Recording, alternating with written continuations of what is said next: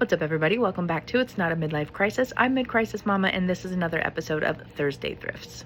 So there's always a lot of talk about how to budget, how to save money, pinching pennies and whatnot, and being smart with our finances is crucial. But let's talk a little bit about the difference between being frugal and having a poverty mindset. As someone who's battled through actual poverty, I understand what it is to simply not have the means to be able to do something and have to figure out how to get creative and work with what it is that you've got. I've also experienced a time of having more than enough.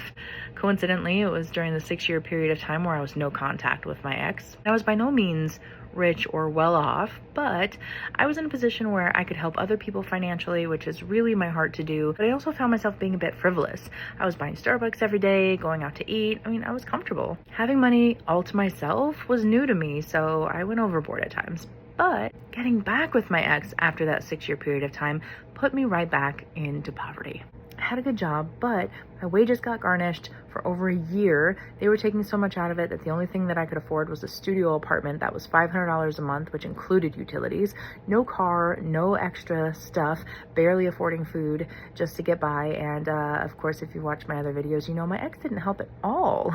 If I ever did happen to have any little bit of extra money, he made sure to drain me of that. So as soon as that was paid off, I got my income back. But again, my ex left me in a position to where I didn't have any resources. The trauma that developed from that created a poverty mentality. So trying to detach from that type of trauma, the first thing we have to understand is when it comes to being frugal, frugal doesn't always equate to being cheap. It's being wise with your resources. So you can be frugal no matter what income bracket you're in. Frugal is having the means to do something and making the best long-term decision. Frugality looks to use resources efficiently, so that can mean spending money on yourself in a way that's going to benefit you. A poverty mentality is a fear of using what it is that you actually have. You're operating from a place of scarcity. It's rooted in the belief that you're not going to have enough or you're not going to be able to replace it if you run out. This is not just money, this is any resources. Let's look at some examples. In a poverty mentality, in your effort to not spend money,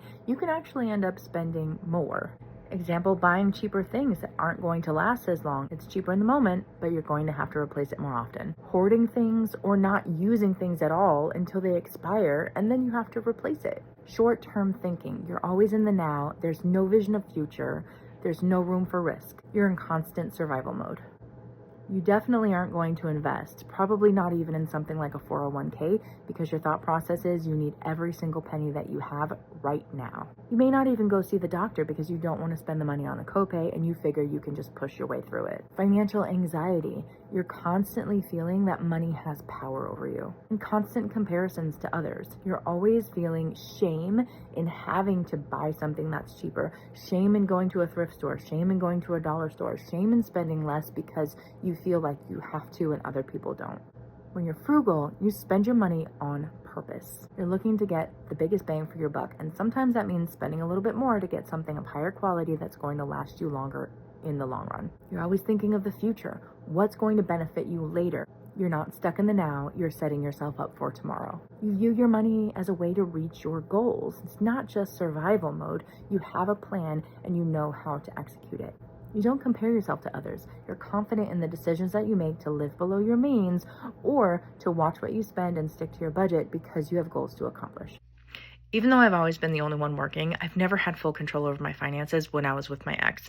So having been on my own now for the last 3 years, I'm relearning how to take control over my finances and be okay spending money. I've been learning how to get out of survival mode. I do have a good job. I am able to cover my bills. I am able to take care of my responsibilities. It was never me. It was always him.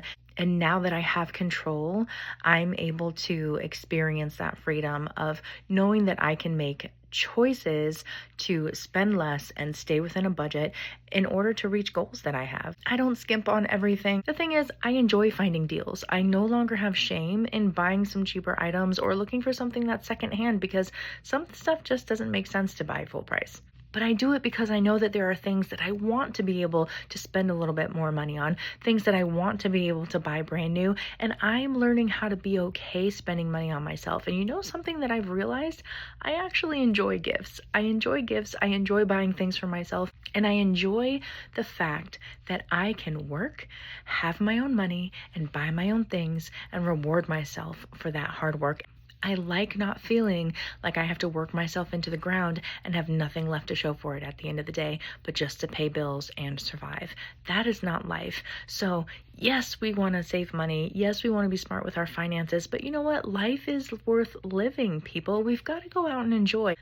For those of us who are just living in fear of running out and not able to actually spend the money that we make and enjoy living the life that we have while we're here, we got to break out of that. So I hope that you'll learn how to give yourself permission to buy things consciously, wisely, but do things that benefit you. Do things that make you feel better. Do things that make you be better.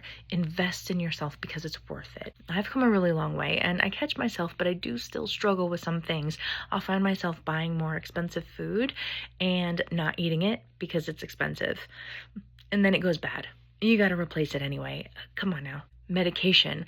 A lot of times I'll either use the store brand when I have the name brand, knowing that the store brand is not going to help me, or I won't use the medication at all, and then it ends up expiring. And the thing about that is we can find ourselves not only with a fear that something is going to run out, but with this mentality that we don't deserve better. So things like with the medication, it's not just that the medication that I have is expensive and I'm afraid that it's going to run out and I'm not going to have it for when I really need it, but it's also some sort of punishment almost in the back of your mind where you feel like you don't deserve to feel better. You're going to push through the pain. Why? If you can take some Excedrin for your migraine. It's okay. You know, if you've got period cramps, take the Midol.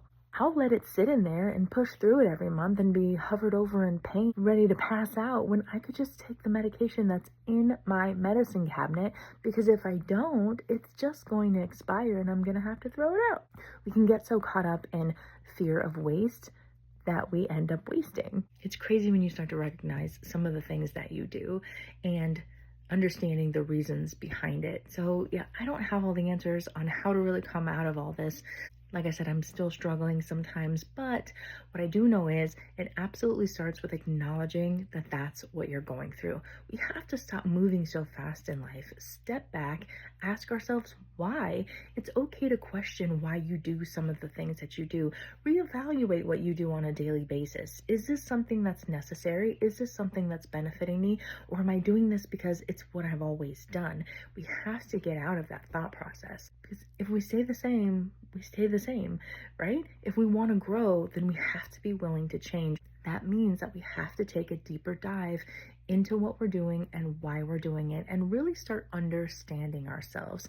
We got to remember, from the time that we're born and raised into this world, we're being molded. We're being molded by our families. We're being molded by society. We're being molded by our environment. And if you want to take control over your life, you have to start questioning those things. Do make sense for you, not just because you've been raised to do it, not because your environment has created a trauma around something and now you're operating out of a trauma response. We have to stop operating out of fear. What is it that you're afraid of? What is it that is linked to those thoughts? And how can you break yourself free of them? Do the things that make sense for you. You don't have to do things that everyone else is doing. It's okay to be the odd one out.